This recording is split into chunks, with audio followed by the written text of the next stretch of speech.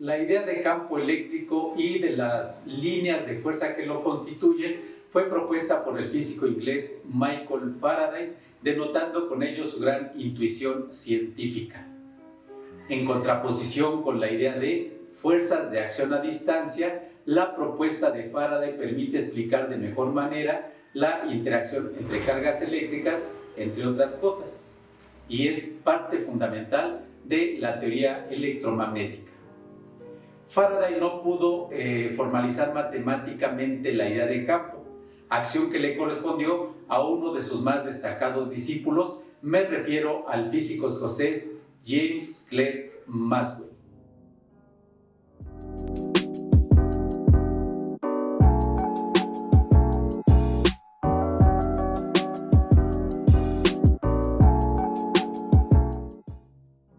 Porque de físico, poeta y loco todos tenemos un poco. Bienvenidos a este canal.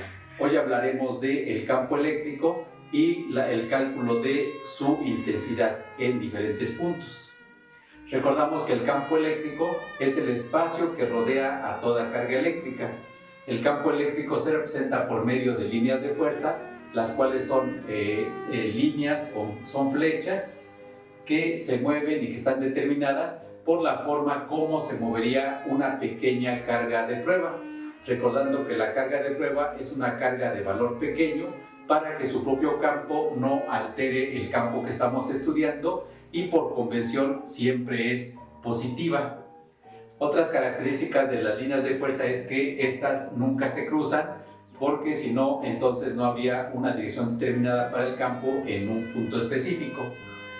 Tenemos que las líneas de fuerza salen de la carga positiva y entran a la carga negativa, porque así se comportaría dicha carga de prueba.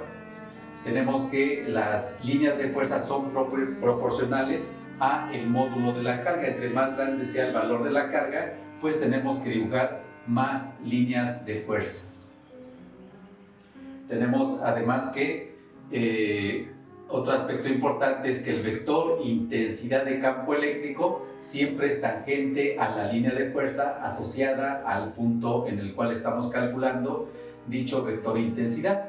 Entonces aquí tenemos un ejemplo de la configuración o la representación gráfica del campo eléctrico de dos cargas, en este caso dos cargas del mismo valor y de signo contrario, que se denomina como un dipolo eléctrico. Como las cargas son del mismo valor, entonces esta situación es simétrica. Tenemos que en el dibujo de abajo se muestra otra situación específica donde tenemos una placa conductora cargada positivamente y una placa conductora cargada negativamente. Es también la misma cantidad de carga pero de signo contrario. Esto constituye lo que se conoce como un capacitor, y tenemos que en la mayor parte de este capacitor el campo eléctrico es uniforme, lo cual es representado por líneas que son paralelas entre sí. Bien, a continuación vamos a calcular el vector intensidad de campo eléctrico generado en un punto del espacio por dos cargas eléctricas, recordando que este vector resultante tiene módulo y tiene dirección igual que cualquier otro vector, y puede estar especificado en la notación polar, en la notación cartesiana o en la notación de los vectores unitarios. Bien, tenemos este problema en el cual vamos a calcular el vector intensidad de campo en el vértice superior de este triángulo, el cual, como podemos ver, tiene dos cargas puntuales en los vértices de la base. Esta carga positiva y esta carga negativa. Cada carga genera su propio campo en el punto P. Vamos a calcular los campos individuales y después a sacar la resultante. Para mayor claridad vamos a usar el color rojo para todo lo que se refiera a la carga positiva y el color azul para todo lo que se refiera a la carga negativa. Entonces empezamos dibujando cómo es el vector de campo que cada carga genera en el punto P. Y como sabemos, la carga Q1 pues es positiva, y ya hemos comentado, ya hemos aplicado de que el campo eléctrico de una carga positiva es saliendo de la carga, se dibuja saliendo de la carga a partir del punto en cuestión. En este caso, en el punto P, saliendo de la carga es a partir del punto y sería en este caso verticalmente y apuntando hacia arriba, saliendo de la carga. tenemos que el campo de la carga 2, pues como esta es negativa, el campo es hacia la carga. Hacia la carga significa que en el punto P lo voy a dibujar a partir del punto y apuntando hacia dicha carga como le hemos comentado. Enseguida hago el trazo y continuamos. Bueno, aquí ya están entonces los vectores de campo, el campo E1 que está indicado como vector y el campo E2. A continuación vamos a calcular los módulos de estos vectores que se calculan con la expresión siguiente. Ya la hemos usado, tenemos que el módulo de la carga 1 sería E1 es igual a la constante K por el valor de la carga 1 entre la distancia al cuadrado. La distancia pues se refiere a la distancia entre la carga y el punto en el cual estamos calculando el campo, y también pues recordamos que aquí la carga la ponemos en valor absoluto porque solamente queremos el valor del vector. Ya su dirección y sentido ya están gráficamente aquí indicadas. Bien, entonces sustituimos, recordando que el prefijo micro significa por 10 a la menos 6, o sea, la millonésima parte en este caso del coulomb, y entonces 8 microcoulomb equivale a 8 por 10 a la menos 6 coulomb, y ya pasamos de este valor a el Sistema Internacional de Unidades. Y entonces pondríamos lo siguiente: la constante K vale 9 por 10 a la 9 Newton metro cuadrado sobre coulomb cuadrado, y por el valor de la carga, que es 8 por 10 a la menos 6 coulomb, entre la distancia. La distancia pues son 40 centímetros, aquí está indicado, y lo ponemos en metros 40 centímetros se escribe como 0.4 o 0.40 metros y va elevado al cuadrado. Hacemos esta operación, son 9 por 8 son 72, 72 por 10 a la 9 menos 6, 3, por 10, luego las unidades serían coulomb entre coulomb cuadrado, se cancela un coulomb y nos queda, en cuanto a las unidades, Newton metro cuadrado solamente sobre coulomb, ya no sobre coulomb cuadrado, porque como dijimos se canceló un coulomb. Elevamos esto al cuadrado, punto 40 al cuadrado es 0.16. Las unidades también se elevan al cuadrado y son metros cuadrados. Este cuadrado afecta al número y afecta a la unidad. Aquí este cuadrado ya nada más es de la unidad. Y aquí pues tenemos que se van a cancelar los metros cuadrados con metros cuadrados y nos quedan newton sobre coulomb.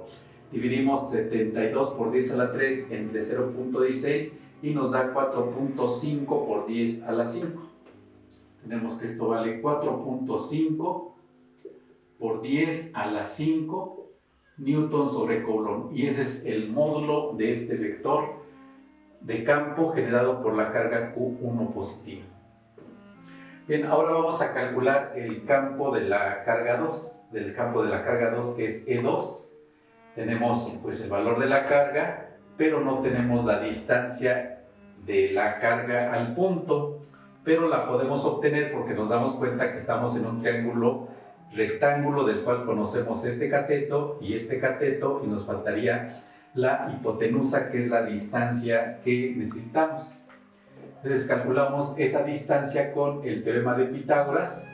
Recordamos que la hipotenusa la encontramos por medio de la raíz cuadrada de la suma de los cuadrados de los catetos, que sería pues 30 centímetros al cuadrado más 40 centímetros elevado al cuadrado. Hay que hacer esta operación, la podemos hacer fácilmente con la calculadora, y esto nos da 50 centímetros. 50 centímetros, que equivale, la convertimos a metros, equivale a 0.5 metros. Ya tenemos entonces la distancia y ya tenemos todo para poder calcular el módulo del vector E2, que lo hacemos a continuación. Entonces tenemos que usamos la misma fórmula. El campo 2, el módulo del campo 2 es la constante K por el valor absoluto de la carga 2 sobre la distancia al cuadrado. Y entonces la constante ya sabemos que vale 9 por 10 a la 9 Newton metro cuadrado sobre coulomb cuadrado. La carga 2 vale 12 microcoulomb.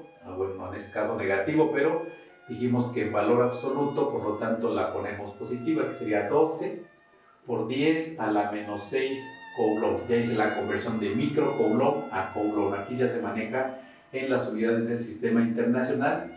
Y la distancia que obtuvimos arriba, que es de 0.5 metros, esto elevado al cuadrado, y hay que hacer esta operación.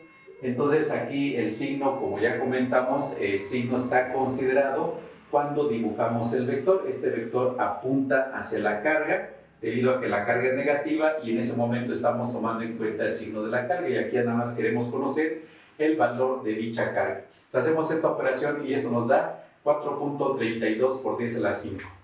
Entonces esto nos da 4.32 por 10 a la 5 Newton sobre coulomb. Ya tenemos ese valor.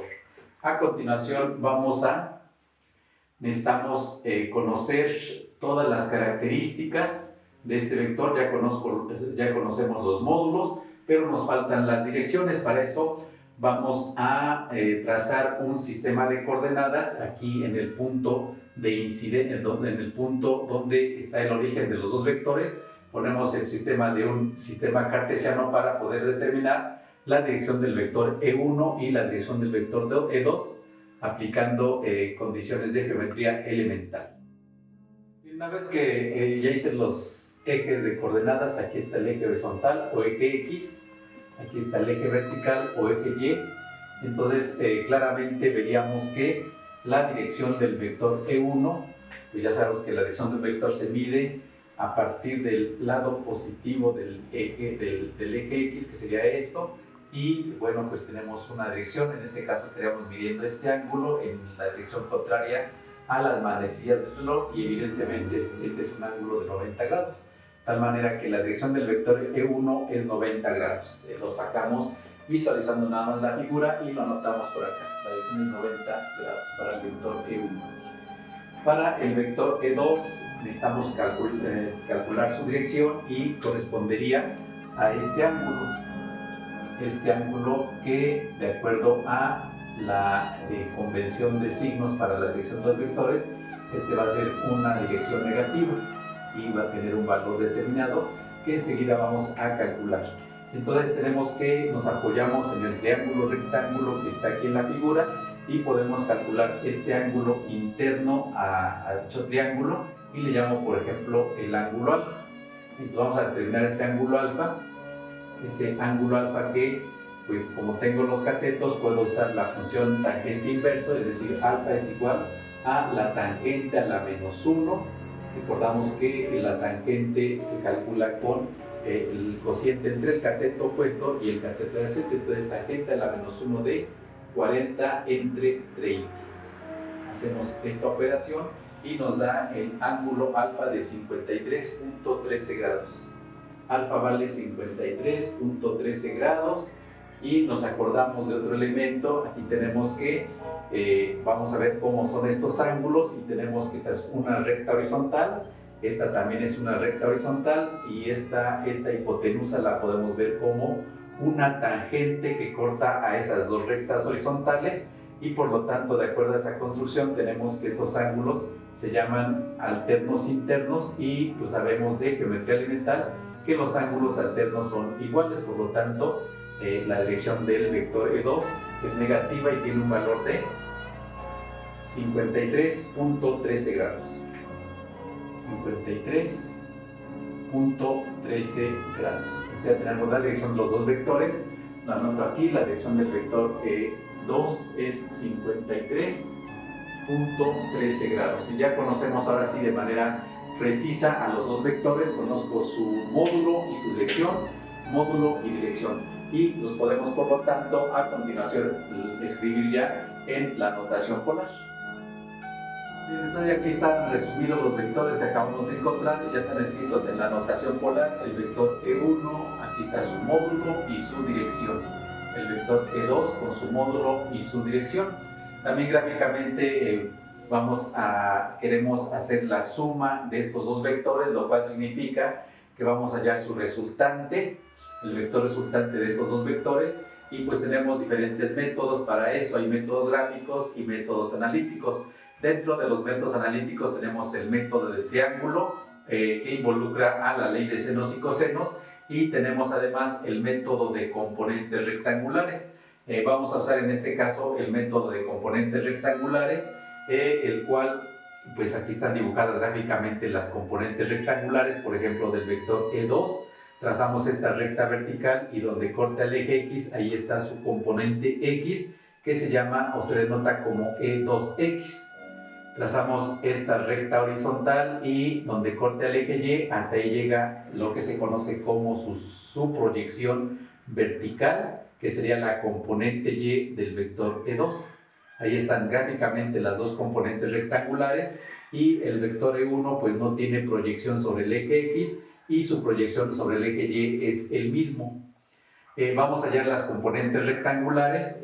Para eso tenemos estas expresiones generales que ya conocemos. La componente X de cualquier vector es el módulo del vector por el coseno de su dirección, y la fórmula para la componente Y de cualquier vector es el módulo del vector por el seno de su dirección. Estas fórmulas nos dan las componentes rectangulares, pero también nos dan simultáneamente lo que serían las coordenadas rectangulares del vector. Este vector tiene está escrito aquí en la notación polar, pero conociendo EX y EY, pues tenemos también, serían bajo otro enfoque, serían las componentes rectangulares de este mismo vector. Bien, calculemos estas componentes rectangulares. Entonces vamos con el vector E1. Aquí tenemos ya toda la información dispuesta para poder operar, y tenemos que la componente E1X es igual a E1, el módulo del vector, que es 4.5 por 10 a la 5 newton sobre coulomb por el coseno de su dirección, que es 90 grados. Y tenemos que el coseno de 90 grados pues nos va a dar 0, por este número pues nos da 0, y entonces este vector no tiene componente en el eje X, no tiene una proyección en el eje X, cosa que ya habíamos comentado viéndolo aquí en la figura. No hay una proyección sobre el eje X. Calculamos la componente Y, y la componente Y sería E1Y. El componente Y del vector E1 es el módulo del vector, 4.5 por 10 a la 5 newton sobre coulomb por el seno de su dirección, que es 90 grados. Tenemos que el seno de 90 nos da 1 por este número pues nos da lo mismo, que es 4.5 por 10 a la 5 newton sobre coulomb. Este es el valor de la componente, que es el mismo vector, es decir, este vector ya es su propia componente Y. Visto como vector, su posición nos las da el ángulo. Visto como componente, su posición tiene que ver con que está sobre el eje Y. Hablamos de entonces ya las dos componentes rectangulares del vector E1, que también, como ya comentamos, son las coordenadas rectangulares del vector E1. Bien, calculemos las componentes rectangulares del vector E2. Tendríamos que E2X, la componente X del vector E2 es el módulo del vector, 4.32 por 10 a la 5 newton sobre coulomb por el coseno de su dirección, que es menos 53.13 grados. Vamos a hacer esta operación. Hacemos esa operación con la calculadora y obtenemos 2.59 por 10 a la 5. 2.59 por 10 a la 5 newton sobre coulomb. Entonces tenemos que esta componente vale 2.59 por 10 a la 5 y corresponde a este vector, el cual, como apunta hacia la derecha, su signo es positivo. Ahora calculemos la componente Y del vector E2. Aquí está nuestra fórmula, solamente la copiamos y la notación sería E2Y, o sea, la componente Y del vector E2. Y sería el módulo del vector, que es 4.32 por 10 a la 5 newton sobre coulomb por el seno de su dirección, la dirección del vector E2, aquí está anotada, menos 53.13 grados. Y bueno, pues va a ser esta operación. Tenemos que, haciendo la operación con la calculadora, E2y vale 3.46 por 10 a la 5. 3.46 por 10 a la 5 Newton sobre Coulomb. Pero además nos damos cuenta que tiene un signo negativo. Aquí, cuando hacen la operación, ustedes chequen y les va a dar aquí menos. ¿Por qué da menos? Bueno, pues eso es lo que da la calculadora, pero eso tiene relación con la parte gráfica. Este vector es negativo porque apunta hacia abajo. Entonces aquí el signo nos da el sentido hacia donde apunta el vector. Y bueno, tenemos entonces las 4 componentes rectangulares, o lo que sería lo mismo las coordenadas, las 2 coordenadas x y y de cada uno de los vectores. Bien, entonces aquí está esta tabla en la cual dijimos que estas son las componentes rectangulares, pero a la vez son las coordenadas cartesianas de cada vector. Aquí está el vector, el primer vector E1 en la notación polar, y lo podemos escribir en la notación cartesiana y quedaría así. Tenemos que el vector E1, tenemos que dar sus coordenadas cartesianas, que sería E1x, E1y, y estas coordenadas cartesianas pues es lo que tenemos acá. La coordenada E1x vale 0, la coordenada E1y que vale 4.5 por 10 a la 5 Newton sobre Coulomb. Ese es el vector E1 en la notación cartesiana. Ahora vamos a escribir al vector E2, que aquí está en la notación polar, y con estas operaciones que hicimos hemos encontrado sus coordenadas cartesianas, que de forma general se escribiría como E2 es un vector cuyas coordenadas cartesianas son E2x, E2y, y que en concreto para este vector su coordenada x es 2.59 por 10 a la 5 Newton sobre Coulomb, la coordenada y vale menos 3.46 por 10 a la 5 Newton sobre Coulomb. Ahí están los dos vectores escritos en la notación cartesiana. Y queremos el campo resultante en esta notación cartesiana. El campo resultante, que se encuentra ya de muy fácil manera. Vamos a sumar las coordenadas x y sumamos las coordenadas y, de tal manera que nuestro campo resultante, lo escribimos de este lado, es un vector cuyas coordenadas cartesianas son, sumo las coordenadas x, sería 0 más 2.59 por 10 a la 5, pues me da 2.59 por 10 a la 5 Newton sobre Coulomb.